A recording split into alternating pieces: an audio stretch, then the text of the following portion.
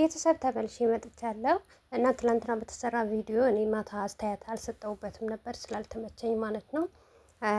ያው በጣም እኔ እንጃ ምን ብንበላችሁ እኔ ሩታን እኔ እንጃ የሩታን አይነት ጀግንነት ቢኖረኝ በጣም ነው ደስ የሚለኝ። በመጀመሪያ ደረጃ በሩታ በጀግንነቷ በጣም ነው ምኮራባት ማለት ነው። ሩታ ሁሌም እኮራባታለሁ። የሚኮራባት ነገር ቢኖር በቃ አለመበገሯ በጣም ያስደስተኛል። ምክንያቱም ትላንትና ስትል የነበረው ስለወጣብሽ ነው እውነቱ ስለታወቀብሽ ነው ስትላት ሩታ የመለሰችላት ምላሽ እንዴት እንደተመቸኝ በቃ እኔ እንጃ እንዴት ብዬ እንደምነግራችሁ አላውቅም። እኔ ለሰው ብዬ አይደለም የምኖረው ለራሴ ብዬ ነው የምኖረው ብላለች። ሲቀጥል ሰርግሽ ዱባይ ለምን አረግሽ ስትላት ደግሞ የፈለኩበት ላርግ የሚያገባው ሰው የለም ስላለች በጣም ደስ ብሎኛል። እና በዚሁ አጋጣሚ ስለ ሩታ አንድ ነገር ላስታውሳችሁ ማለት ነው። ከዚህ በፊት ይሄንም ነገር ምላችሁ እንዳለችው ሩታ ማለት ነው። እናንተ ማስረዳት ማለት ድንጋይ ላይ ውሃ ማፍሰስ እንዳለቻት እናንተንም እንደዛው ማለት ነው። አብርሽን አደባባይ አውጥታ ትመታዋለች ወይም ደግሞ አሳልፋ ባልዋን ትሰጣለች ለምትሉ ማለት ነው። ከዚህ በፊት ዱባይ መጥተው ማለት ነው ማርክና ጽጌ ባረጓት ብራንክ ያንን ባርት ሂዳችሁ እዩት ማለት ነው።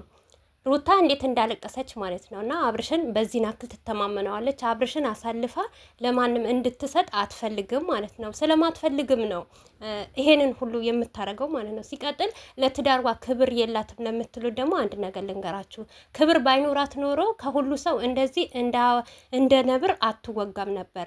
ስለምትፈልገው ነው። ትዳሯን ስለምታከብር ስለምትፈልግ እናም ደግሞ የሆነ መጨማላለቅ ምናምን ነገር አላ ሩታ እንደዚህ አይነት ልጅ አይደለችም። ምክንያቱም አብርሽ እንደሚፈልገው በቃ እሱ የሚፈልገው ማለት ነው እንደፈለገ መሄድ መምጣት፣ ሴትን ማዘል፣ መዝለል፣ መጫወት በቃ የእሱ ትዳር ይሄ ነው። እሷ ደግሞ ይሄንን ነገር አትፈልገውም። እናንተ የትኛው እንደምትደግፉ ግራ ነው የሚገባኝ ማለት ነው። እና ሩታ ማለት በቃ ለትዳርዋ ክብር ያላት ንጹህ ትዳር የምትፈልግ ልጅ ከማንም ጋር ተንዛሎ እንዲገባ ማትፈልግ ሴት ናት። ለትዳርዋ ክብር አላት በጣም ማለት ነው። እኔ እንደ ሩታ በሆን እውነቴ ነው የምላችሁ። ምክንያቱም እንደዚህ አይነት ስራ ከአንድ ሁለቴ ሶስቴ ነው፣ ምንም አይነት ለውጥ የለበትም። ከሶስትም ሴት ሲመጣ ሶስትም ሴቱ ጋር የሚሰራ ስራ አንድ አይነት ነው።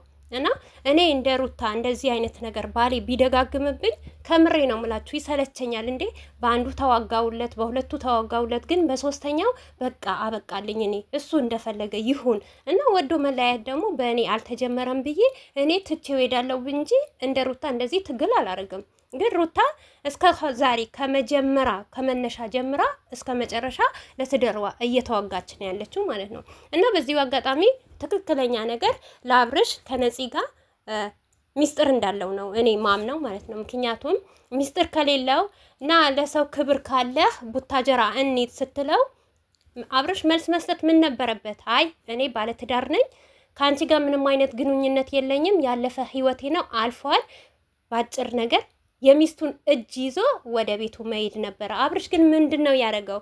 እና ከእሷ ጋር መከራከር ነው። እንደውም ሞር አብርሽ ቡታጀራኒ ስትለው አንገቱ ደፍቶ ጸጥ ያላት። እኔ በአብርሽ ቦታ ብሆን ነፂን ምን እንደምላት ታውቃላችሁ?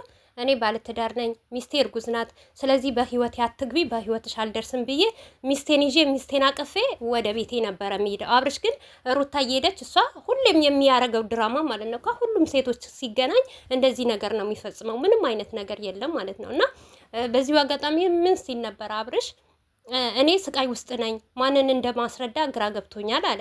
እና አብርሽ ወደህ ፈቅደህ ይህንን ስቃይ ራስህን አንገት እንድታደፋ ያስደረግከው አንተ ነህ እንጂ ወይም ኦዴሶች ወይም ደግሞ ጓደኞች ወይም ደግሞ ሚስትህ አይደለችም። ምክንያቱም አንተ ስለምትፈልግ አንተ ደግሞ መስክረሃል፣ በራሱ እጅ መስክረዋል፣ አፉ ላይ ራሱ ተናግረዋል። እኔ አዳዲስ ነገር ደስ ይለኛል ስላለ አዳዲስ ነገር ስለሚያስደስትህ በህይወትህ ላይ እንደዚህ ነገር ውጣ ውረድ ነገር ስለምትፈልግ ዛሬ እኔ አንገቱን ቢደፋ ወይም ደግሞ አሳዘነኝ ብዬ ለምን ብዬ አላዝንም። ምክንያቱም ራሱ የፈለገው ነው፣ ራሱ የፈለገው ስቃይ ነው። ራሱ ባይፈልገው ኖሮ ይሄንን ነገር እንደዚህ ነገር ሳያረግ በቃ በስነ ስርዓት በክብር እንደ ወንድ ቆንጠፍ ብሎ ስልክ መቀየር አጭር መንገድ በቃ ስልክ ቀይሮ ሚስቱን ይዞ ቤትን ይዞ ስራውን መስራት አለቀ ማለት ነው። ይሄ ነው እንጂ ራሱ ፈልጎ እየደወለላት ራሱ እያናገራት ራሱ ከቡታጀራ ተነስተሽ ነይ እዚህ ሸገር እያላት ደውሎ ነይ ቪዲዮ እንስራ እያላት አብራት አቅፎ ቪዲዮ እየሰራ ቲክቶክ እየጨፈረ ፈቶ ማታ ጠብቁኝ እያለ እየለጠፈ እና ደስታ ሊመጣልህ ነበር እንዴ? ደስታ አይደለም። ከአሁን ወዲህ ብዙ ስቃይ ታያለህ፣ ከዚህ ቆሻሻ ስራ ካልወጣ ማለት ነው። በነገራችን ላይ አብርሽን ለምንድን ነው የምትናገሪ ሁሉ የምትሉት ኢንስታግራም ላይ መታችሁ ግሩፕ ላይ የምትሳደቡ አላችሁ፣ ታውቃላችሁ። እናንተ ግሩፕ ላይ የምትሳደቡት ማለት ነው እንደ ትላንትና ሪከርዳችሁ አንድ ባንድ ማውጣት ይችላለሁ። ነገር ግን እኔ እንደዚህ አይነት ነገር አይደለሁም። አብርሽ አሁንም ቢሆን ቦታ አለኝ፣ አከብረዋለሁ፣ ጎበዝ ልጅ ነው። ነገር ግን በሚሰራው ስራና በሴት ልጅ ክብር ሲደራደር ደግሞ ዝም አልለውም። በሩታ ላይ ደግሞ እንዳይደራደርባት። ለምን ሁሉም ነገር የሚያደርጋት ማንም የሩታ ገመና ማለት ነው አውጥቶ ሩታ እንደዚህ ነገር ናት ለምን ብሎ የሚናገር ነገር የለም ማንም። እኔ አንዳንዴ በሚሳደቡት ራሱ አልፈርድባቸውም። ለምን መጀመሪያ ገመና ከቤት ነው የሚጀምረው። አብርሽ የሩታ ገመና ምንነቷን አንድ ባንድ አምጥቶ ሚዲያ ላይ እንኩ ስሙ በዚህ ነገር ስደዋት ባይላቸው ማንም ከመሬት ተነስቶ የሚሰድባት የለም ማንም። አብርሽ ቢያከብራት ለሩታ እኛ ራሱ ቪዲዮ መስራት አንችልም። ምክንያቱም አብርሽ ስለማያከብራት፣ ሩታም ደግሞ አብርሽ ማክበር የለባትም። ለምን ወንድ ልጅ ነው፣ መቆጠብ አለበት፣ ቤቱ መያዝ አለበት፣ ሚስቱን መያዝ አለበት። ግን ሁሌም እየመጣ አንድ አይነት ስራ እያሰራ ልጅቷን እያሰደባት ክብሯን። ሲቀጥል ደግሞ አብርሽ መቼ ነው በቃሉ የሚገኘው? የኔ ጥያቄ ሌላ ይቅር፣ ለሚስቱ ይቅርና አባቱን ቃል የወለደው የአባቱ ቃል መቼ ነው የሚጠብቀው? እና ይሄ ልጅ መመለስ አለበት። እየመረራችሁን ዋጡት ማለት ነው። ስለዚህ ሚስቱን አክብሮ ትዳሩን አክብሮ መቀመጥ ነው እንጂ ከሄደ ከመጣ መንዘላዘል እንዴ ምን ይሉታል? እንደ አህያ ሴት ልጅ አንድ ልጅቷ ትላንትና ምን አለች? የአብርሽ ለውጥና የአብርሽ ገንዘብ በምንድን ነው የሚመጣው አለች። እውነቷ ነው። ከምሬ ነው የምላችሁ። ግሩፕ ላይ ምርር ብለን የተናገረችው ለምን ሴት በመተሸከም ነው የሚያመጣው፣ በዝሙት ነው የሚያመጣው፣ ለዛ ነው የማያልፍለት ብላ ብዙ ነገር ስትረግመው ነበር አብርሽን ማለት ነው። ይሄንን እርግማት በገዛ እጁ ምን አመጣው እንዴ? መከበር በከንፈር እንደሚባል ማለት ነው። ለምን አይከበርም? እስካልተከበረ ድረስ እኛ አብርሽን ቦታ እንሰጠዋለን፣ ግን በሚሰራው ነገር በትክክል አድርገን ነው የምንናገረው ማለት ነው። እና ትናንትና ምን ሲል ነበር? ይሄ ጉዳዩ ከዚህ ጋር ሂድ፣ አንተ አይመለከትህም፣ እኔና እሷ ነው የምናወራው ስትለው፣ አይ ጉዳዩ እኮ የሶስታችን ነው። መጀመሪያ አንተ ነፂን ስታገኛት፣ ነፂን ከቡታጀራ ስታመጣት ጉዳዩ ሩታም አለችበት፣ ይሄ ነገር ሩታም ይመለከታታል ብለሃል። አንተ እኮ አስቀምጠሃት፣ እቤት አስቀምጠሃት፣ ለብቻ ሂዳት ነው አይደል ያየሃት? አላያትም እንዳትሉ ለብቻው ነው። ትናንትና ደግሞ የእሷን ወሬ ሊሰማ ለምን ትፈቅድለታለች? ደግ አረገችለት። ጎበዝ ናት። እኔ በምክንያት ነው መወዳት ሩታን ማለት ነው።